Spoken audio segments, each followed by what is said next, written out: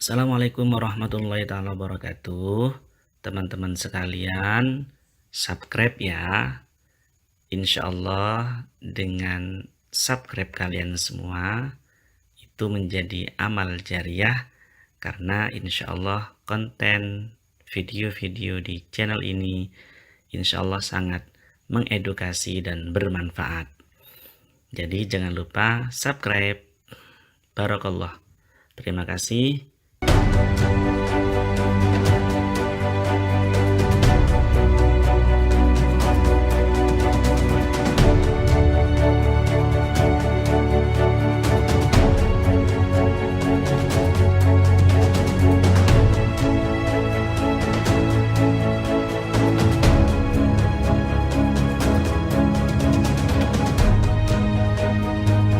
Assalamualaikum warahmatullahi ta'ala wabarakatuh. Bismillahirrahmanirrahim. Hamdan wa syukranillah, salatan wa salaman ala rasulillah, amma ba'du. Para pemirsa, para pecinta sirah nabawiyah rahimakumullah. Alhamdulillah, berjumpa kembali dengan saya di channel ini, channel pecinta sirah nabawiyah, channel yang akan membahas tentang peri kehidupan baginda Rasul Muhammad SAW, berikut para sahabat, para tabi'in, serta para ulama salaf dan para sholihin. Sahabat-sahabat sekalian, alhamdulillah, pada kesempatan ini saya akan sedikit mengkisahkan kisah yang sangat indah dari peri kehidupan Khalifatul Rasulillah yang ketiga, sahabat mulia Utsman bin Affan radhiyallahu anhu.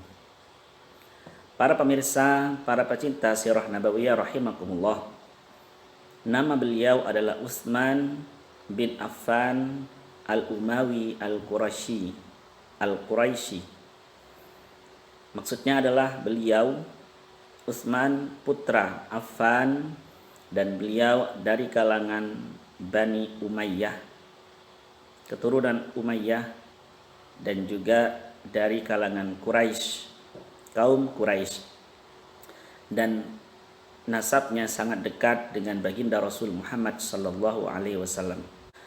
Sahabat-sahabat sekalian, Sayyiduna Utsman bin Affan, beliau mempunyai karakter yang sangat lembut, mempunyai karakter yang pemaaf, mempunyai karakter yang rendah hati, dan juga beliau adalah orang yang pemalu. Beliau dididik di kalangan dalam situasi sebelum Islam, dalam keadaan jahiliyah, sama seperti pemuda-pemuda yang sezaman dengannya. Kemudian hidayah datang ketika beliau diajak oleh sahabatnya yang bernama Abu Bakar As-Siddiq, diajak untuk bersyahadat di hadapan baginda Rasul Muhammad sallallahu alaihi wasallam di awal-awal bi'tsah, di awal-awal tahun munculnya Islam. Makanya beliau termasuk dari kalangan sahabat as-sabiqunal awwalun. Kemudian beliau ditakdirkan oleh Allah untuk menikahi putri baginda Rasul Muhammad sallallahu alaihi wasallam. Sahabat-sahabat sekalian, beliau Sayyiduna Utsman bin Affan mendapat kehormatan, ditakdirkan oleh Allah bisa menikahi dua putri Nabi Muhammad sallallahu alaihi wasallam yang bernama Ruqayyah dan Ummu Kulthum. Ruqayyah binti Rasulillah dan Ummu Kulthum binti Rasulillah. Sebelumnya Ruqayyah ini dinikahi oleh Utbah bin Abi Lahab, sedangkan Ummu Kulthum dinikahi oleh Utaibah bin Abi Lahab. Namun ketika Islam datang, ketika Nabi Muhammad SAW mendeklarasikan diri bahwasanya beliau adalah Nabi, Abu Lahab menolak, termasuk putranya yang bernama Utbah dan Utaibah. Akhirnya Utbah menceraikan istrinya yang bernama Ruqayyah. Kemudian yang Utaibah menceraikan istrinya yang bernama Ummu Kulsum. Kemudian setelah itu pertama Ruqayyah setelah menjanda dinikahi oleh Sayyidina Utsman bin Affan. Kemudian tapi ketika peristiwa perang Badar kira-kira tahun kedua Hijriah, Sayyidah Ruqayyah wafat. Kemudian oleh Nabi Sayyidina Utsman dinikahkan dengan putrinya, putri berikutnya yang juga janda dari Utaibah yang juga tidak mau masuk Islam, yang bernama Ummi Kulsum. Jadi Sayyidina Utsman pernah menikah dengan Ruqayyah binti Rasulullah. Kemudian ketika wafat Ruqayyah ini, Sayyidina Utsman menikah dengan putri baginda Rasul lagi yang bernama Ummi Kulsum. Nah, dengan demikian beliau Sayyidina Utsman mendapat gelar masyhur dengan sebutan Dzunnurain, yang punya dua cahaya. Maksudnya cahaya kemuliaan, menjadi menantu Nabi dua kali. Sahabat-sahabat pecinta sirah nabawiyah rahimakumullah, Sayyiduna Utsman bin Affan suatu ketika pernah ada sebuah sumur milik orang Yahudi, dan sumur ini sangat dibutuhkan oleh kaum muslimin. Setiap orang mau minum di sumur ini harus membayar dengan harga yang mahal kepada orang Yahudi ini. Akhirnya Sayyidina Utsman bin Affan dengan mengeluarkan banyak hartanya membeli sumur ini kepada si Yahudi, dan memang benar si Yahudi ini meninggikan harganya. Jadi harganya sangat tinggi, jauh di atas harga sumur biasanya. Namun tetap dibeli oleh Sayyidina Utsman bin Affan. Kemudian sumur tersebut ketika sudah dibeli digratiskan kepada kaum muslimin untuk bisa minum dari sumur ini. Makanya Rasulullah SAW sangat bangga, dan beliau mengatakan bahwasanya beliau bersabda bahwasanya yang menyedekahkan sumur ini akan menjadi penduduk surga. Dan betul, Sayyidina Utsman bin Affan termasuk 10 sahabat yang dijamin masuk surga. Sahabat-sahabat pecinta sirah nabawiyah rahimakumullah, dengan berjalannya waktu beliau Sayyidina Utsman bin Affan berkorban jiwa, raga dan harta untuk izzul Islam wal muslimin, untuk menjayakan agamanya Allah, agama Islam bersama dengan Rasulullah dan sahabat-sahabat yang lain. Kemudian pada saatnya baginda Rasul Muhammad SAW wafat, maka tetap Sayyidina Utsman setia mendukung penuh khalifah yang pertama Abu Bakar As-Siddiq selama 2 tahun. Kemudian periode berikutnya setelah Abu Bakar wafat diganti oleh Sayyidina Umar bin Khattab Al-Faruq. Selama 10 tahun beliau menjadi khalifah dan bergelar Amirul Mukminin.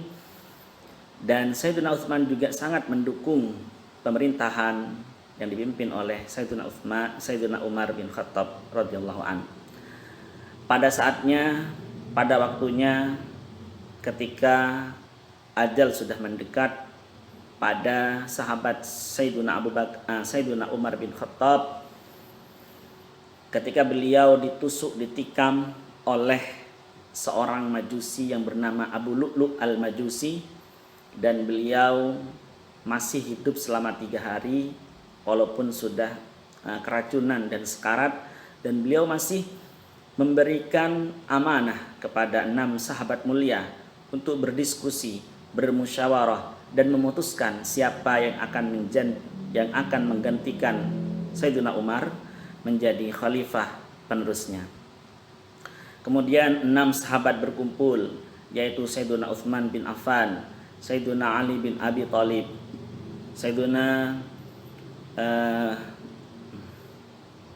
Abdurrahman bin Auf, Sayyidina Talhah bin Ubaidillah, kemudian Sayyidina Zubair bin Awam, dan juga Sayyidina Sa'ad bin Abi Waqqas. 6 sahabat ini berdiskusi, bermusyawarah Beliau saling menimbang dan memilih siapa yang terbaik di antara 6 ini.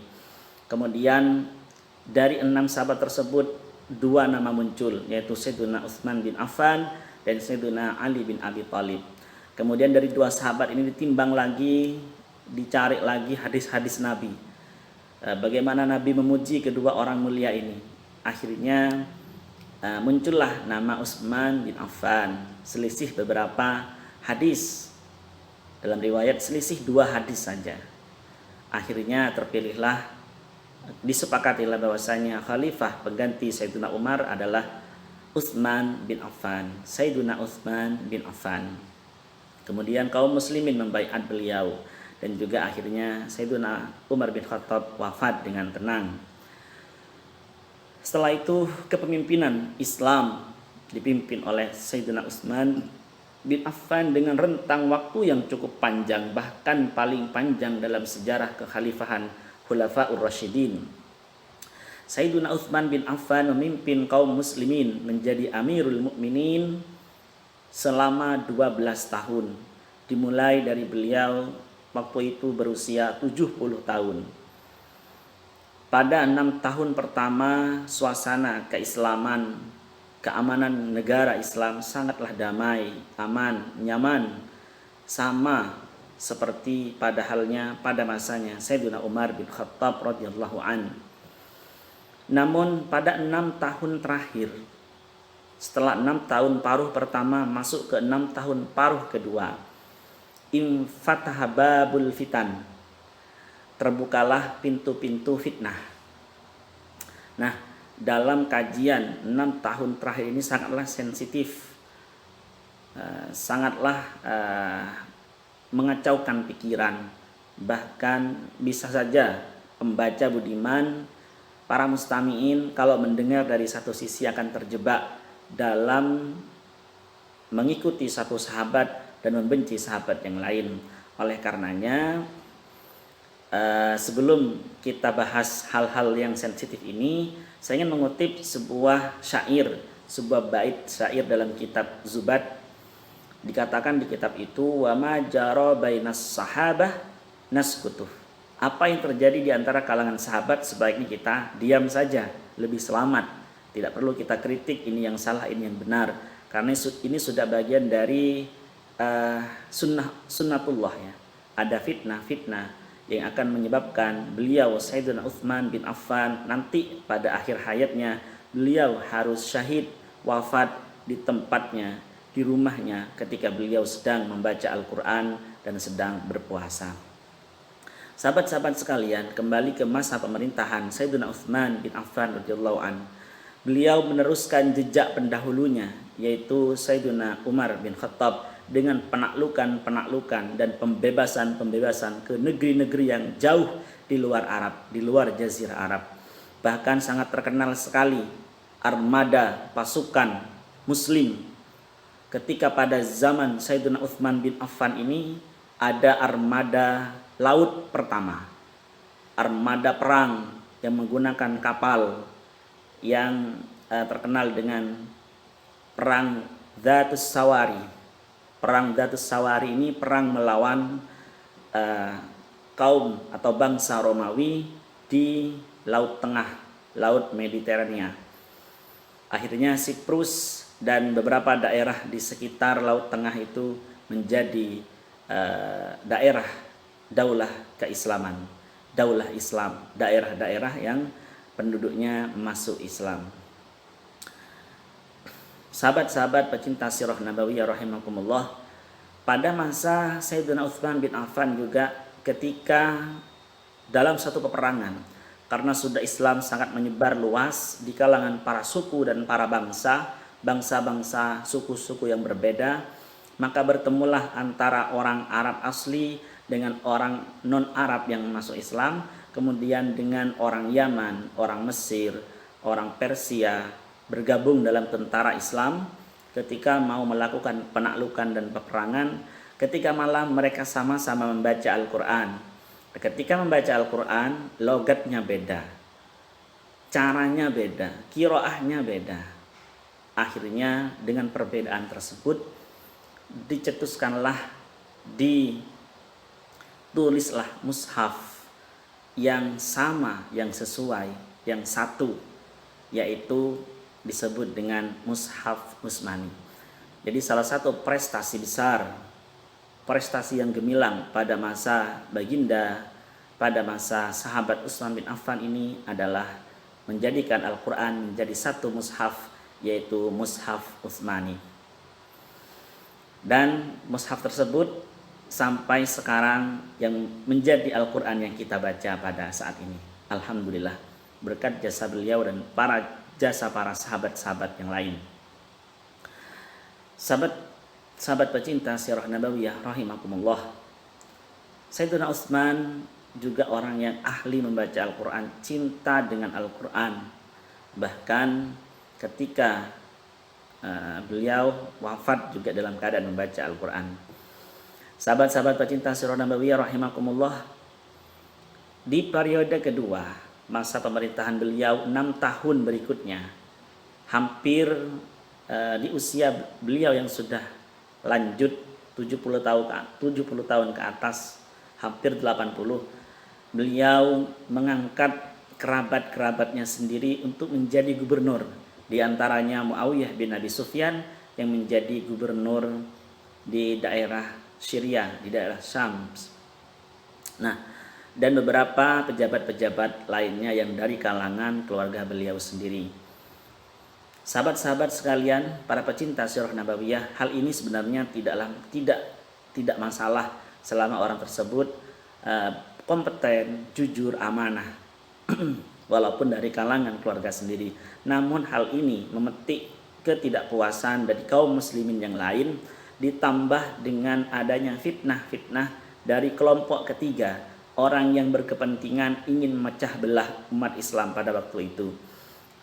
Akhirnya dengan demikian benarlah yang terjadi. Api-api fitnah mulai subur, api-api fitnah mulai membesar di seluruh penjuru dunia Islam. Akhirnya orang-orang Mesir datang ke Madinah, ditunggangi dengan orang-orang yang punya kepentingan. Mereka memberontak datang ke Madinah, ke kediaman Sayyidina Utsman bin Affan.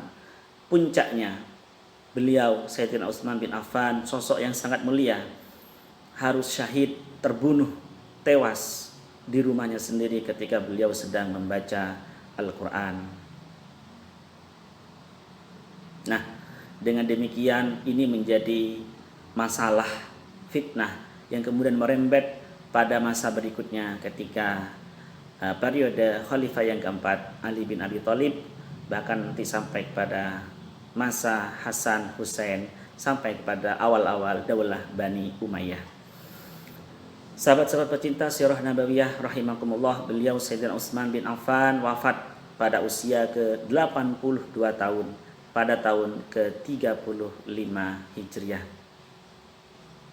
Dengan demikian berikutnya sahabat Nabi yang diangkat menjadi khalifah adalah Ali bin Abi Thalib, yang insyaallah akan dibahas pada video berikutnya. Sahabat-sahabat pecinta sirah nabawiyah, mungkin ini sekelumit atau sedikit sekali kisah yang bisa disampaikan dari mutiara kisah kehidupan Sayyidina Utsman bin Affan radhiyallahu an. Untuk lebih lengkapnya, untuk lebih detailnya, silahkan baca buku-buku sirah nabawiyah, terutama kisah tentang Sayyidina Utsman bin Affan. Mudah-mudahan video singkat ini menjadi penggerak kita semua untuk sering membaca dan meneladani sifat-sifat mulia dari para sahabat Nabi, utamanya 10 sahabat Nabi yang dijamin masuk surga. Perlu kita ingat kembali siapa saja mereka, yaitu Abu Bakar As-Siddiq bin Abi Quhafah At-Tamimi. Yang kedua adalah Sayyidina Umar bin Khattab Al-Faruq. Yang ketiga Sayyidina Utsman bin Affan Dzun-Nurain. Yang keempat Sayyidina Ali bin Abi Thalib karramallahu wajhah. Yang kelima sahabat Abdurrahman bin Auf. Yang keenam sahabat Abu Ubaidah bin Jarrah. Yang ketujuh sahabat Talhah bin Ubaidillah. Yang kedelapan sahabat Zubair bin Awam. Yang kesembilan sahabat Sa'id bin Zaid. Yang kesepuluh sahabat Sa'ad bin Abi Waqqash.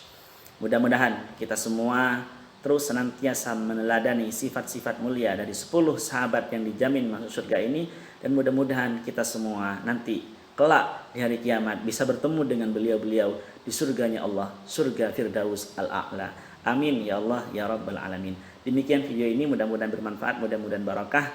Atas adanya salah khilaf sengaja maupun tidak sengaja, saya mohon maaf yang sebesar-besarnya. Saya akhiri. Assalamualaikum warahmatullahi taala wabarakatuh.